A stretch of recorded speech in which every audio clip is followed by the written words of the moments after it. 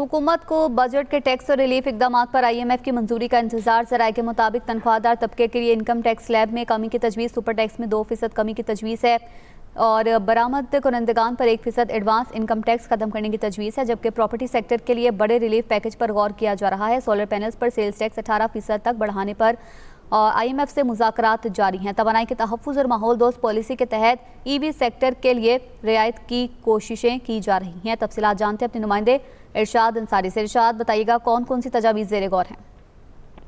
आज ही देखें, IMF के साथ वर्चुअल जो बातचीत हो रही है कि बजट का जो ड्राफ्ट है उसको फाइनलाइज किया जाए, क्योंकि बजट में कुछ एग्जम्पशंस हैं और कुछ सेक्टर ऐसे हैं जिनको रिलीफ देना है, तो उस पर IMF की जो है वो कंसर्न है, वो IMF को राजी किया जा रहा है। और तो ये की जा रही है कि IMF इसकी आज या कल में जो है अप्रूवल दे देगा। उसमें एक तो सैलरीड क्लास है, उसके लिए इनकम टैक्स स्लैब में जो है वो रद्दोबदल किया जा रहा है, थ्रेशोल्ड चेंज करना है, सुपर टैक्स में 2% कमी की तजवीज़ है और इसी तरह जो एक्सपोर्टर्स हैं उनको 1% जो एडवांस टैक्स है उससे जो है वो छूट देनी है। प्रॉपर्टी सेक्टर के लिए एक रिलीफ पैकेज लेके आना है और इसी तरह सोलर पर IMF ये कह रहा है कि 18% तक जो है वो GST स्टैंडर्ड रेट लगाया जाए, लेकिन गवर्नमेंट ये कह रही है कि 18% नहीं, अगर नागजीर है तो कुछ इसकी शरह बढ़ाई जा सकती है, लेकिन 18% नहीं। तो इन चीज़ों पे उसको IMF को एग्री करना है। इसी तरह जो EV गाड़ियाँ हैं, हाइब्रिड गाड़ियाँ हैं और इसके अलावा और बहुत से ऐसे आइटम जो शेड्यूल में शामिल किए गए हैं जिनको एग्जम्पशन दी गई है और रियायत दी गई है, उस पर भी IMF कह रहा है कि 18% GST लगाया जाए।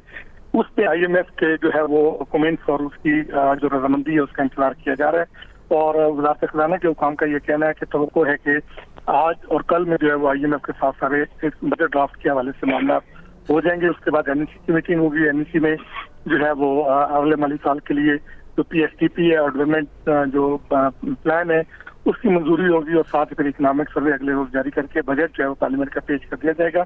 और इसके साथ साथ टैक्सेशन के हवाले से है कि इस मरतबा चूंकि 2 मरतबा FBR का जो रेवेन्यू का टारगेट है वो रिवाइज किया गया है और अब जो रिवाइज करके 13,000 और 488 अरब रुपया रखा गया है और अगले माली साल के लिए जो IMF कह रहा है वो 15,500 अरब कह रहा है और पाकिस्तान की तरफ से ये कहा जा रहा है कि इसको रैशनलाइज किया जाए ताकि दोबारा इसको रिवाइज नहीं किया जाए। अब अभी जो तवक्को की जा रही है कि 15,000 और 264 अरब रुपए पे जो है उनके साथ को बातचीत हो रही है। और इसी तरह जो नए सेक्टर्स हैं, टैक्स GDP की शरह है उसको बढ़ाना है, एक्सपेंडिचर को कट करना है, सब्सिडीज को जो है वो रिड्यूस करना है।